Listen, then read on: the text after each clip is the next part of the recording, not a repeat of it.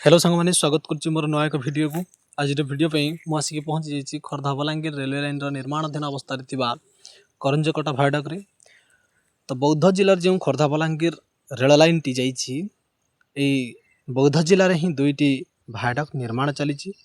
गोटे हूँ करंजकटारे आउ गोटे तिलकुप अंचल। तो सांग मैंने आपण मैंने जो दृश्य देखुं ये हूँ करंजकटा रेलवे भायाडक्टर दृश्य आईठी वर्तमान समय रे ट्रैक काम संपूर्ण होईची।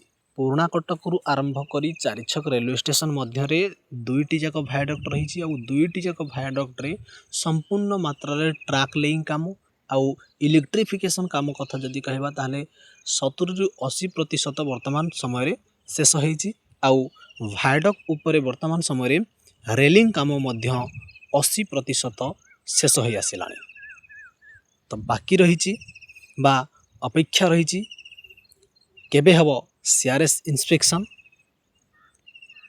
आशा करा जाउछि जे इलेक्ट्रिफिकेशन काम परी परी खूब शीघ्र सीआरएस इंस्पेक्शन पुराणा कटक रु चारिछक सेक्शन को हेबो बोली आउ आपण माने जदि जानिथिबे ताहले बहुत भल कथा कि बलांगीर रु चारिछक रेलवे स्टेशन पर्यंत अर्थात आपण माने तो जानिछंती बलांगीर रु पुराणा कटक पर्यंत रेगुलारली ट्रेन चलाचल करुछि एवं वर्तमान समय रे माल गाड़ी मध्य पुराणा कटक सेक्शन रु चारिछक सेक्शन पर्यंत ए दुईटी जाक भायाडक ऊपर दे यातायात करुछि।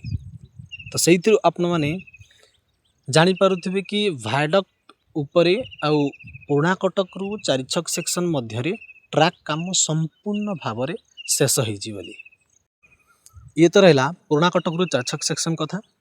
किंतु आमे जदि आलोचना करबा आग को चारिछक रेलवे स्टेशन रु दसपला आड़ को ताहले वर्तमान समय बौद्ध जिले में जो टनेल गुड़ाक रही 4, 5, 6, 7 ये सब टनेल काम संपूर्ण मात्रा शेष होती और टनेल भितर वर्तमान समय ट्रैक बिछा सरला आउ ता आग को टनेल आग को जमती जीवा आमर 4 नंबर टनेल पर आसूची आमर आधुनिगढ़ रेलवे स्टेशन से आड़ को ट्रैक लेइंग काम आरंभ है। आम जदि कहबा ताहले आधुनिगढ़ रेलवे स्टेशन काम वर्तमान समय जारी रही। तार प्लाटफर्म काम कथा कहतु किंबा आमर स्टेशन बिल्डिंग कथा कहतु वर्तमान समय ताहा सब जारी रही।